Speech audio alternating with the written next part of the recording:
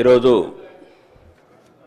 నీటిపారుదల శాఖ మంత్రి గారు ఉన్నారు అధ్యక్ష. ఇక్కడ ఆర్మూరు నియోజకవర్గంలో అధ్యక్ష 2 సంవత్సరాల క్రితము ఏదైతే లైనింగ్ శాంక్షన్ అయినా 22 కోట్లు, లంబాడి తండలల్లా నిజాం సాగర్ కాల్వ కొద్దిగా ఎత్తిపోతల 7 కోట్ల బిల్లు ఉంది అధ్యక్ష.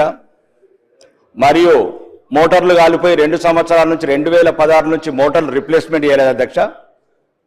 ఇవి ఏమి ఎత్తిపోతల లక్షల కోట్ల ప్రాజెక్టులు కావధ్యక్షమయ్యి ఇప్పటి వరకు నీటిపారుదల శాఖ మంత్రి సుమారు 20 సార్లు కలిశాను అధ్యక్ష. 2 సంవత్సరాల నుంచి నవ్వుతూనే ఉన్నాడు మంత్రి గారు.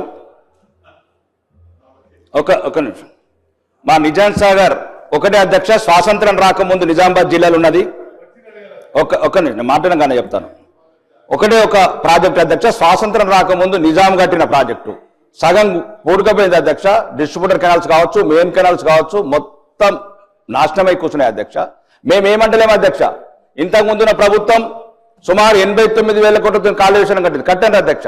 ఇప్పుడు పాలమూరు రంగారెడ్డి కట్టుండి అధ్యక్ష 21,000 కోట్లైనవి, మళ్ళీ 56,000. కానీ అన్ని జిల్లాలు, కానీ మన జిల్లా ఉమ్మడి ఆంధ్రప్రదేశ్లో ఈ తెలంగాణలో అత్యధికంగా నష్టపోయిన జిల్లా ఏదంటే నిజామాబాద్ జిల్లా మాత్రమే అధ్యక్ష.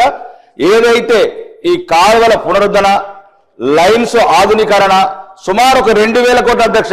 నిజామాబాద్ జిల్లాకు ఒక 2,000 కోట్లు ప్రత్యేకంగా మంత్రుల కమిటీ, సీనియర్ మంత్రులు బట్టి విక్రమార్క గారు అండ్ తుమ్మల నాగేశ్వరరావు గారు, ఉత్తమ్ కుమార్ రెడ్డి గారు, ఉద్దండులు మా ఉత్తర తెలంగాణ జిల్లా ఉట్టిపోతున్నారు అధ్యక్ష.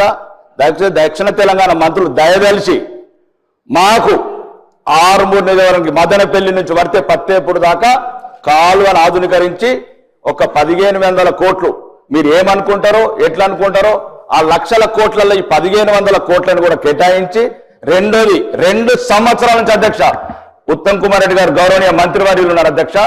2024 జనవరిలో సంతకం పెట్టిండు అధ్యక్ష ఫైల్ మీద. శ్రీరామ్ సాగర్ వచ్చినప్పుడు ఒక్క అడుగు కూడా ముందుకు వెళ్ళలేదు అధ్యక్ష. మేమేం అడుగుతలేము అధ్యక్ష, 1,000 కోట్లేం అడుగుతలేము అధ్యక్ష. మా దగ్గర కూడా ఈ గల్పు గోసలు, ఈ వ్యవసాయం మీద ఆధారపడ్డ వాళ్ళు ఉన్నారు.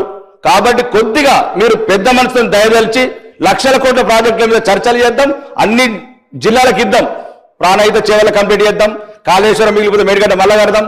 కానీ నిజామాబాద్ జిల్లా ఈ ఉమ్మడి ఆంధ్రప్రదేశ్లో తెలంగాణలో ఎక్కువ నష్టపోయిన జిల్లా కూడా ఉందంటే ఒక నిజామాబాద్ జిల్లా మాత్రమే.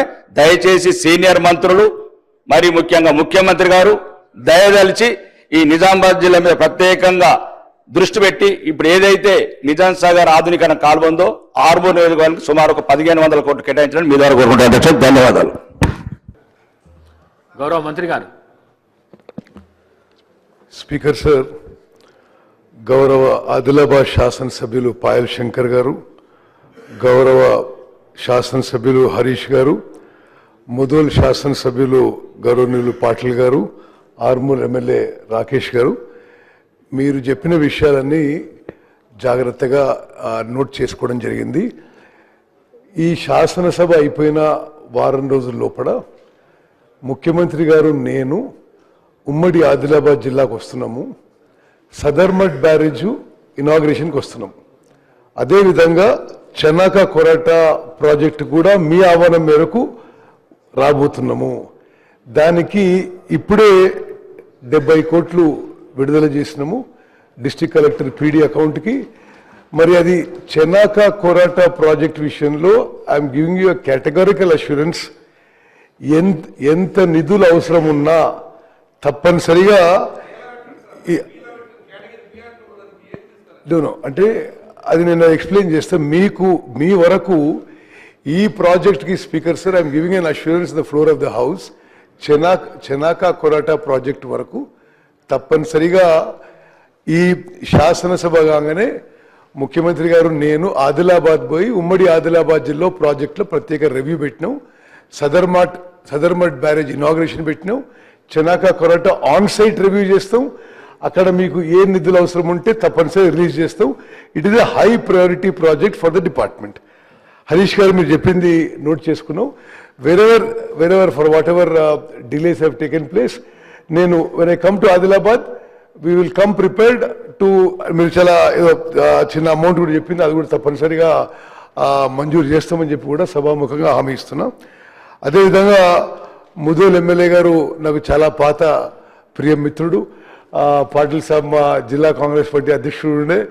మరి వారు అడిగిన విషయము ఈ 50,000 ఎకరాల ప్రాజెక్టు తప్పనిసరిగా మనం సెషన్ తర్వాత ఒకసారి కూర్చుందాం. అంటే అది కాళేశ్వరం ప్రాజెక్టులో మీరు ప్యాకేజ్ 28 అని అనుకుంటా, ప్యాకేజ్ 28 50,000 ఎకర్స్ తప్పనిసరిగా మరి దాని ప్రోగ్రెస్ ఏందో ఏం పరిస్థితి ఉందో తప్పనిసరిగా ఈ ప్రభుత్వం committed to complete the project.